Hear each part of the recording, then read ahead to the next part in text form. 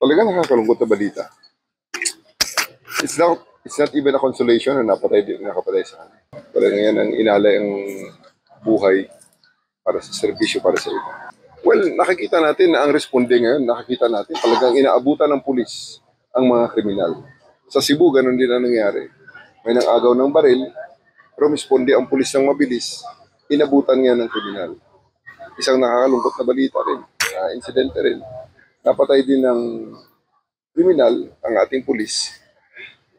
It's never a consolation na napatay din natin yung kriminal na nakapatay sa pulis natin. So, the same that happened in Cebu. We are reviewing our procedures. We are also reviewing our mga SOPs para mamitigate and danger. Kasi totoo talaga yan. Kaya nga, kung saan tumatakbo palayo ang mga mamamayan dahil sa takot, dahil sa may nangyayari na may krimen na nagaganap, ang pulis ay pasalubong doon sa kriminal na yun, sa krimen na nangyayari.